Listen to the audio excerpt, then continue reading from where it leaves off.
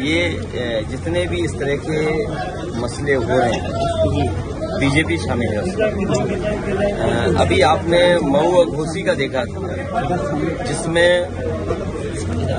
Ink लगा दी गई और जब जानकारी मिली आप जानते होंगे कि उसमें भी भारतीय जनता पार्टी के लोग शामिल थे। अभी आपको पता होगा कि उन्हीं के सहयोगी साथी क्या कह रहे हैं कि 12 बजे को लेकर के कुछ उन्होंने टिप्पणी की है।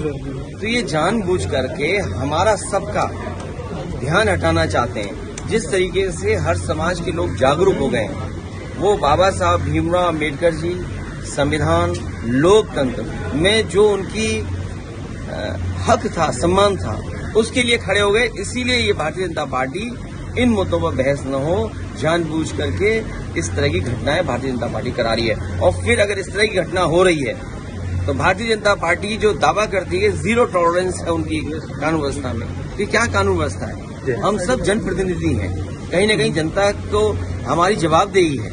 आखिरकार हम ही लोग सुरक्षित नहीं है। प्रेस में बनकर के आए, कोई हम लोगों पे बम गिरा दे आप ही में से कोई, तो हम क्या जवाब देंगे, किसको क्या कहेंगे? अब तो प्रेस का कार्ड लगा करके भी लोग कोई घटना कर रहे हैं। क्या आपने नहीं देखा वो चीजें? हम आप पे भरोसा करते हैं, हम आपको देख करके रुक जाते हैं। कल को मान लीजिए आप में से कोई ऐसी घटना कर दे तो क्या करेंगे जनप्रतिनिधि? ये भारतीय जनता पार्टी जानबूझ करके करा रही है जिससे मुख्य मुद्दों पे बहस नहीं हो। बेरोजगारी चरम सीमा पर, महंगाई चरम सीमा पर, किसान की आय दोगुनी नहीं हो। और लाल किले से ये बात कही जाए कि किसान की आय दोगुनी होगी, और क्या आय है किसानों की दोगुनी? इसलिए बीजेपी घबराई हुई है।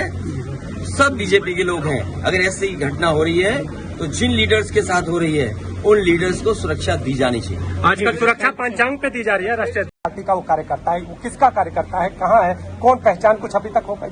जो कार्यकर्ता वहां था मऊ में, वो भारतीय जनता पार्टी का कार्यकर्ता था। यहाँ भी कहीं न कहीं भारतीय जनता पार्टी का है और भारतीय जनता पार्टी का ही कार्यकर्ता होगा।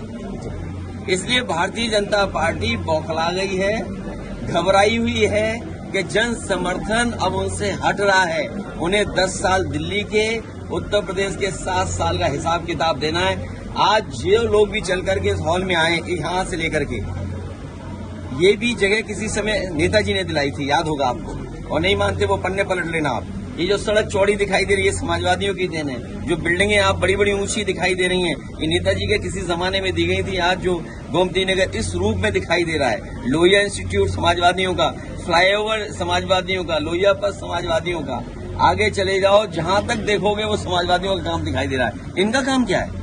तो इसलिए घबराए हुए हैं। आज का जो कार्यक्रम है संदेश क्या देगा? संदेश ये है कि हमारे पिछड़े सब लोग साथ आ गए हैं और अल्पसंख्यक भाई, और जिस तरीके से भारतीय जनता पार्टी लगातार संविधान, लगातार लोकतंत्र, और जिस तरीके से चुनाव आयोग पे हमला हो रहा है, भविष्य में हो सकता है कि एक परिवार के ही सदस्यों का न जाने कहां कहां वोट कर दिया जाएगा।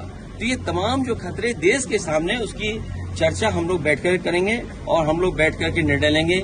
मैं आदरणीय स्वामी प्रसाद मौर्य जी का और हमारे दूसरे आदरणीय राम अवतार सैनी जी का और इनके तमाम सहयोगी साथियों को बहुत बधाई देते हैं कि राजधानी में लोगों को जागरूक करने के लिए आगे आने वाले समय में क्या चुनौतियां हैं उनको बताने के लिए ये जो कार्यक्रम किया है, मैं उसके लिए बहुत बहुत बधाई देता हूँ। Thank you sir.